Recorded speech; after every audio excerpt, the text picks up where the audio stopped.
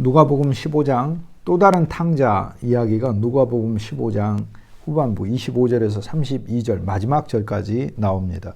이 또 다른 탕자는 큰아들입니다. 큰아들도 탕자입니다.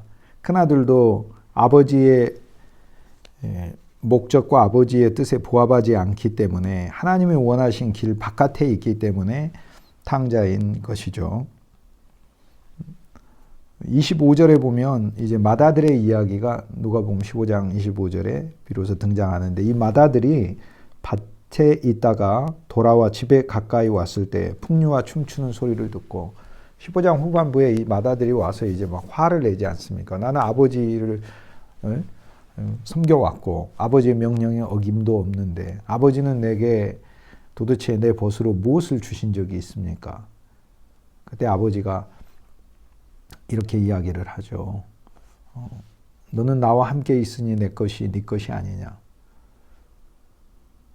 내 동생은 죽었다가 살았으니 우리가 기뻐하는 것이 마땅하다. 이렇게 이야기를 하고 이 비유를 끝냅니다. 오늘 바리새인들이 자기의의 삶 안에서 자기의를 추구하는 삶을 가죠. 그 안에 머물러 있는 것을 주님은 지적을 하시면서, 우리의 삶이라는 것은 내가 자기의를 쌓는 게 아니라 이미 그리스도의 의를 얻었어요. 이제 이 그리스도의 의를 얻어서 하나님이 우리를 통해 우리 주변에 있는 많은 고난과 어려움에 처한 자들, 주 예수 그리스도의 빛을 모르는 자들, 골짜기에 있는 자들, 그리고 구석에 숨겨져 있는 자들, 묻혀져 있는 자들, 그리고 돼지치기, 비참하고 절망스러운 환경에 있는 자들에게 우리를 보내시기를 거꾸로 원하시는 것이죠. 그래서 하나님께서는 우리에게 필요한 것은 그리스도 예수를 통하여 실은 완성하시고 우리에게 선물하시는 겁니다.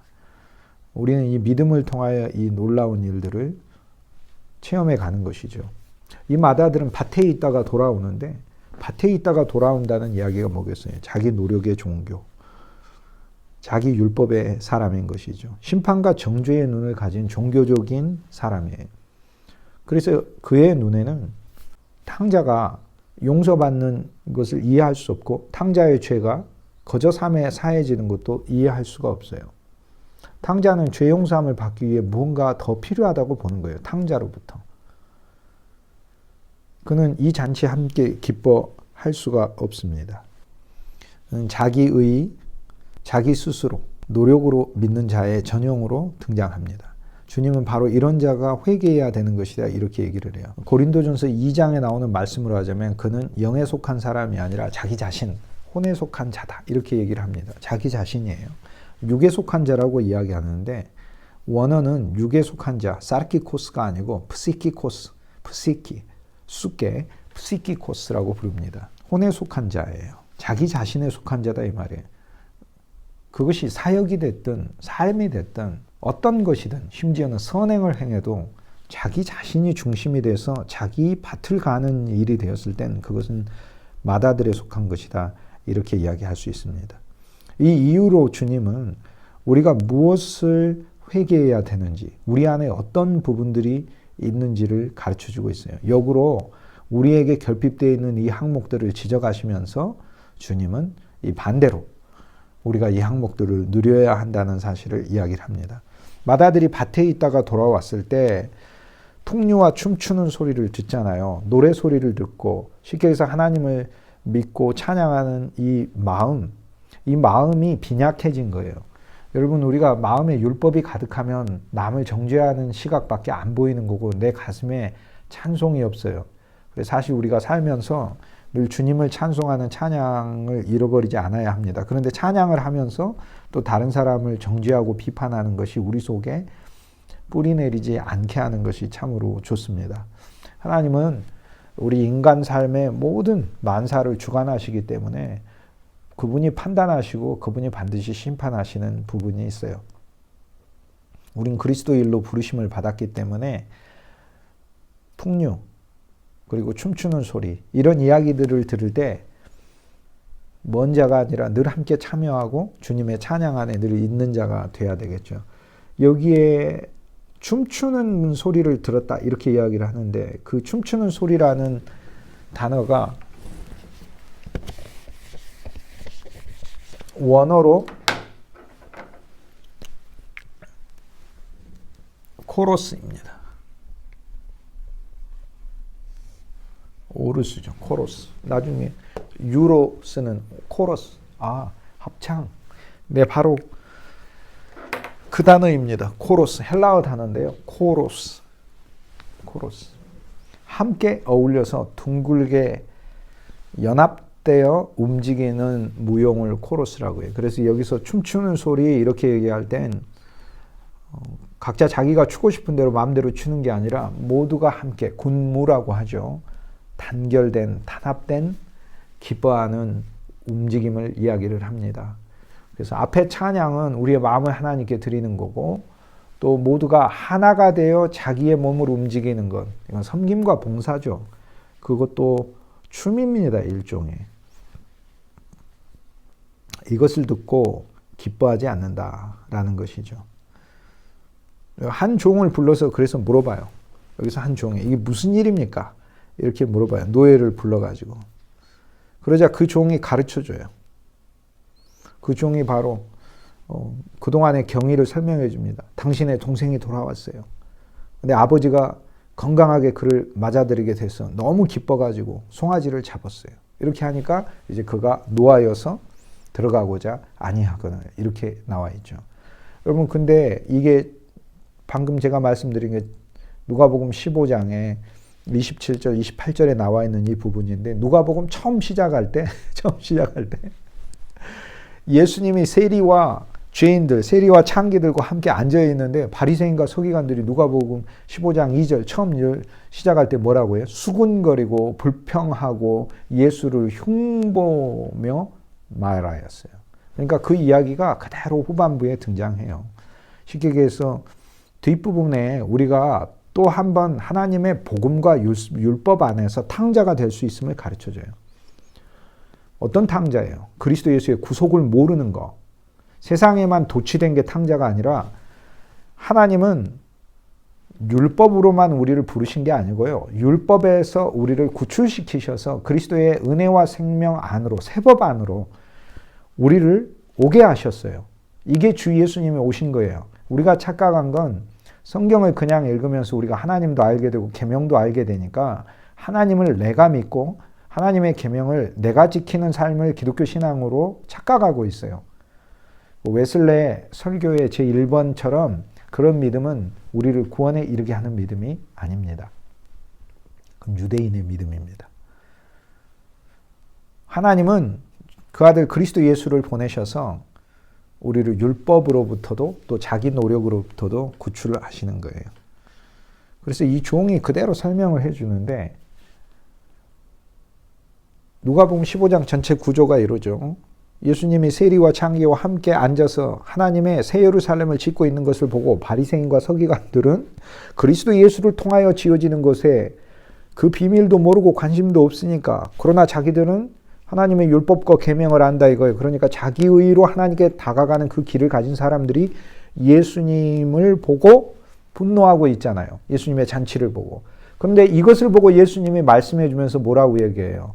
어떤 큰아들이 돌아왔는데 아버지가 잃어버린 아들 때문에 너무 기뻐서 잔치를 하고 있다. 그러니까 그 큰아들이 분노하고 있다. 이렇게 얘기를 하며 바로 그들이 이 큰아들이다. 이렇게 말씀하고 있지 않습니까?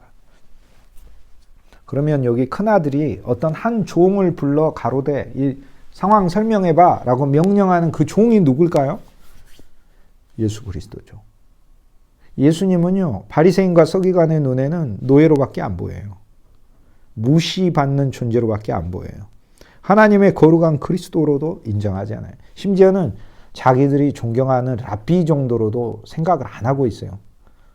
그거를 랍비 아키바가 또는 샤마이가 또는 힐렐이 이야기를 한다면 여기 그들이 예수님께 보이는 태도를 보이겠어요? 세상에 있는 랍비한테도 훨씬 더 존경을 표하면서 그리스도에게는 그렇지 않아요. 여기 한 종을 불러서 물어봤다라는 그게 증거하시는 그리스도를 이야기해요. 우리가 율법 아래 있을 때 그리스도 예수는 사실 종으로밖에 안 보여요. 그리고 예수님께 상황 설명해 보시오. 우리가 그런 식으로 밖에 주님께 이야기하잖아요. 주님, 내 처지가 이런데 예수님 나한테 해명해 봐요. 내가 왜 이 처지인지. 이렇게 되는 거예요. 큰아들에게 그리스도는 가족이 아니라 여전히 섬기는 종으로 계심을 이 말씀 이야기해 주죠. 사실 바리새인들이 하나님의 종 그리스도의 음성을 듣고도 분노했던 것처럼 여기 큰아들도 종이신 그리스도의 복음을 듣고 기뻐하지 않아요. 구주께서 나의 영원한 구속이고 생명이심을 듣고도 기쁨이 없으면 우리는 큰아들이에요. 우리는 큰아들. 우리 속에 있는 이 큰아들이 회개되고 하나님 앞에 돌아와야 됨을, 쉽게 얘기해서 예법에서 우리가 구출받아야 됨을 가르쳐주고 있는 거예요. 창세기에 보면 하나님께서 창세기 15장에 약속의 씨를 주시겠다고 말씀하셨어요. 하나님께서 아브라함에게 나타나셔서 아브라함아, 하늘의 별과 같이 많아지게 하리라. 내 자손을. 그런데 너에게 한 자손을 주어 많은 자손들이 나오게 하리라. 이렇게 약속을 주셨어요. 하나님께서. 갈라디아서 3장 16절이 성경에서 가장 성서를 푸는 중요한 규절이라고 말씀드렸죠. 어떤 규절이에요? 하나님께서 아브라함에게 약속하신 것은, 바울이 이렇게 얘기합니다. 하나님이 아브라함에게 약속하신 것은 많은 자손들이 아니라 한 자손을 약속했고, 한 자손이 태어나 이 한 자손으로부터 하늘의 별처럼 많은 자손이 나오는데 이 한 자손은 곧 그리스도시니라. 이렇게 얘기해요. 이 약속을 받자마자 창세기 15장에 아브라함이 이 약속을 기다리고 인내하여야 함에도 불구하고 창세기 16장에 보면 아브라함이 애굽에서 얻어온 하갈을 통하여 자기 육신의 노력으로 아들을 하나 낳아요. 이스마엘. 성경이 이걸 뭘 보여줄까요? 우리가 하나님을 믿고 주 예수님을 믿는 신앙 안으로 들어왔지만 사실상 이 과정을 거치게 된다는 것을 보여주는 거예요. 아, 우리에게서 이스마엘이 태어나는구나. 그런데 이 태어나는 이스마엘은 본질적으로 우리 안에 그리스도를 무시하게 되어 있구나. 우리가 얻어온 하갈이 있구나. 이 세상에서 얻어온 지식과 신분과 우리의 똑똑함이 있구나. 그런데 이것은 본질적으로 하나님의 은혜를 무시하게 되어 있구나. 이걸 깨달아야 하는 것이죠. 이걸 거치게 되어 있어요. 그래서 갈라디아 4장에 뭐라고 얘기해요? 하갈과 그 여종의 아들을 내어 쫓으라 하는 말씀을 너희가 보지 못하느냐. 이렇게 우리에게 권면하고 있습니다. 나가야 한다는 거죠. 우리는 거치게 되어 있어요. 이 큰아들의 신앙의 상태를 우리는 거치게 되어 있다는 거예요. 첫째 탕자, 그리고 두 번째 큰아들의 상태를 거쳐서 그리스도 예수의 풍성으로 오게 되는 거죠. 주님은 새 예루살렘을 지어야 되는데 여기에 주님의 새 예루살렘을 짓는데 장애가 되는 여러 요소를 얘기하는 거예요. 세상에 고난과 환란의 골짜기에 빠져 있는 우리 상태도 새 예루살렘을 짓는데 장애가 되지만 주님이 가셔서 구출하시는 거고, 하나님의 집안에서 은혜를 상실하여 주님의 화폐로서 자기의 가치를 잃어버리고 스스로 자기 자신에 빠져서 어둠 속에 있고 그리스도의 빛을 모르는 그 자체가 하나님의 집을 구성할 수 없는 것이고, 그러나 그것도 그리스도의 영과 생명을 누려서 주님이 우리를 구출하시는 거고, 아버지 하나님의 놀라운 풍성, 그것을 하나님이 우리로 하여금 누리게 하셔야 되는데 오늘 우리들이 그것을 알지 못하고 깨닫지 못하여서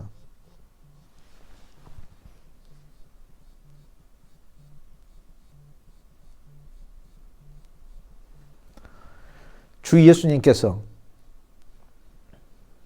아버지의 풍성을 다 가지고 오신 분임을 인식하지 못한 채 아버지로부터 더 멀어져서 아담으로부터 타고난 내 자신 안에 신앙생활을 유지하면서 오히려 주님께 받은 것을 더 상실해가는 삶.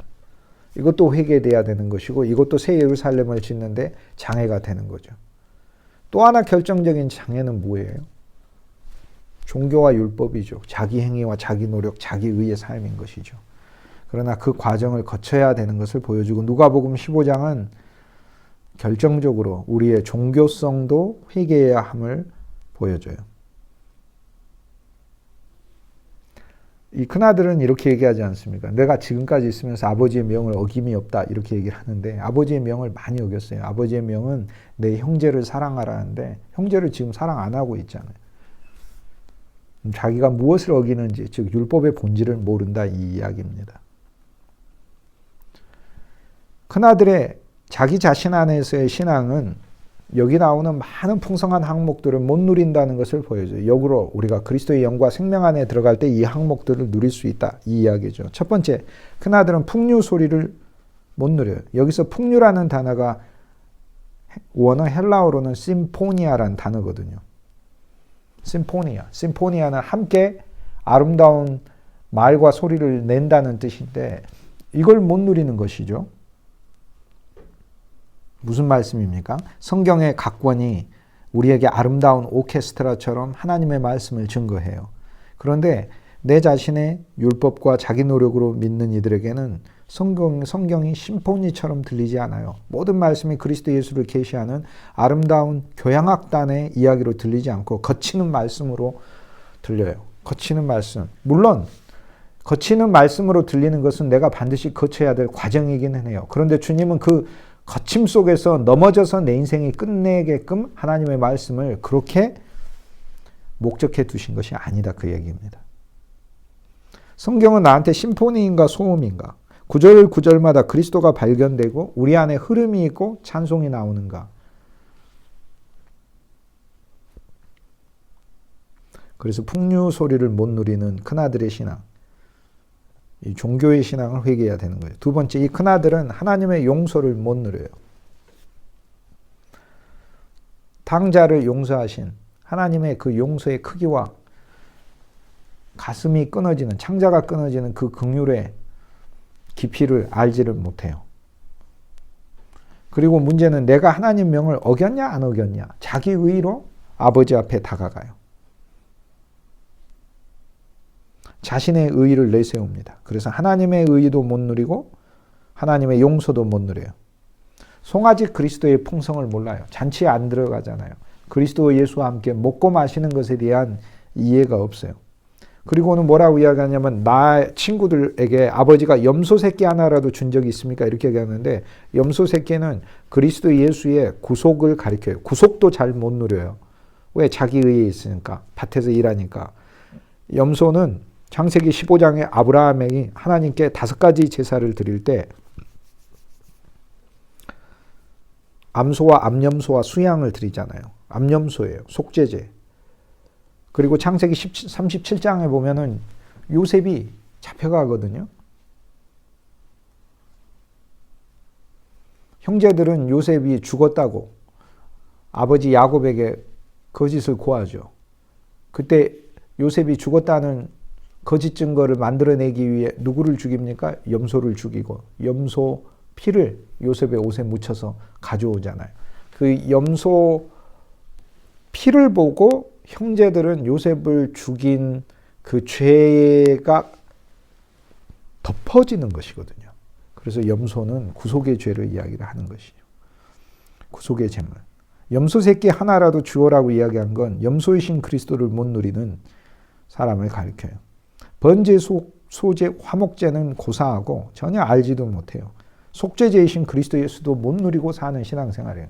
사실 솔직히 우리들이 하나님의 일에 부르심을 받았는데 이제 우리는 우리가 만나는 모든 사람들에게 그리스도 예수가 염소 새끼 하나로도 못 누려지는 거, 속죄제로 영원한 구속과 구원을 주신 존재로도 못 누려지는 것에 대해 통탄하며 진짜 그들에게 막 그리스도를 바로바로 증거해야 하는 거예요. 그 일들을 위해 하나님이 여러분을 부르신 거죠. 사람들을 바로 불신에서 구출하여 하나님을 신뢰하게 하고 주 예수님이 죽으셔서 영원한 구원을 우리를 위해 성취해 줬고 우리는 그분을 신뢰하며 그분의 말씀을 배우며 그분에게 모든 범사를 맡기며 주님을 찬양하는 이 길에 부르심 받았다는 거예요. 우리의 일은 그리스도의 몸을 짓는 일로 주님이 우리를 불렀다는 거예요. 염소 새끼도 못 이루어요. 나와 내 벗에게 즐기게 한 일이 있나이까 이렇게 이야기를 해요. 아버지가 안 주었다고 생각해요. 이미 주셨는데. 그래서 이미 주셨는데 안 주었다고 생각하는 게 종교예요. 여러분 하나님이 진짜 우리에게 그리스도 예수 안에서 우리에게 이미 주셨어요. 그런데 이미 주셨는데 안 주었다고 생각하니까 사람들에게 나와 내 벗에게 준 적이 있습니까? 이렇게 묻지 않습니까? 공급을 못하는 거예요. 나중에 아버지가 뭐라고 내 것이 네 것이다 이렇게 얘기하면 너한테 왕권이 있고 주권이 있고 내가 너에게 모든 것을 행사할 수 있는 권한을 주었는데 너가 모르지 않느냐 이렇게 얘기를 하는 거죠. 이것은 그의 가족과 이웃과 성도들에게도 그리스도를 공급하지 못하는 삶을 이야기를 합니다. 그리스도를 못 누리니 그의 이웃들에게도 공급하지 못하는 것이죠. 그런데 여기 아버지는 이 큰아들을 사랑하셔요. 우리가 종교적이어도 주님은 진짜 우리를 사랑하셔요. 그래서 아버지가 얘기하잖아요. 예, 너는 항상 나와 함께 있느니라. 이 큰아들은 내주하시고 동행하시고 새로 태어난 그리스도를 발견해야 한다는 것을 가르쳐주고 있어요.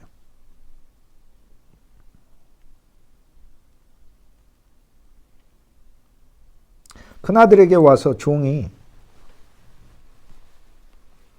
일어나는 일들을 가르쳐 주는데 이거는 율법에 처해 있는 그리스도인이 깨달아야 될 가장 기초적인 진리를 말해줘요. 당신의 형제가 왔고 이렇게 얘기해요. 율법에는 우리가 봐야 될 건 그리스도의 몸, 형제가 그리스도의 몸 아니에요. 그리스도의 몸이 지어져야 된다는 사실을 봐야 되고 당신 아버지가 살찐 소를 죽였고 즉 우리를 위한 풍성한 양식이신 그리스도가 있어야 된다는 것을 깨달아야 하는 것이고 그가 좋은 건강으로 왔다. 즉 그리스도의 부활 안에서 그가 돌아왔다라고 하는 새로운 진리를 깨달아야 한다는 것을 종을 통해 이야기해요. 쉽게 얘기해서 종이신 그리스도를 우리가 말씀 안에 보면서 주님은 우리의 율법에게 그분 자신이 하신 일들을 늘 깨우치신다는 것이죠. 큰아들이 종을 이렇게 불러요. 부르다라는 단어가 소환하다라는 얘기예요. 그런 자세가 얼마나 교만합니까? 그렇죠? 그런데 아버지는 큰아들을 부르는데 아버지가 큰아들을 불러 타이른다 이렇게 얘기를 하잖아요. 아버지가 큰아들을 불러 권하다라고 하는 단어가 부르다라는 단어인데 15장 28절에 권하다, 부르다라는 단어예요. 그런데 이 두 단어가 달라요. 똑같이 부르는 건데 큰아들이 종을 부르는 것은 명령하여 소환하는 것을 이야기를 하고 율법에 있으면 그리스도한테도 명령하고 소환하고 그러나 아버지는 이런 큰아들에게도 권해요. 와서. 그 단어가 파라칼레오라는 단어인데 파라클레토스 이것이 수동형 명사형으로 쓰면서 보혜사를 가리키는 단어가 돼요. 즉 하나님의 영이 우리 안에 와서 우리를 위로하시고 권면하시고 타이르고 계셔요. 큰 탕자 작은 탕자 다 어둠에 있는 거예요.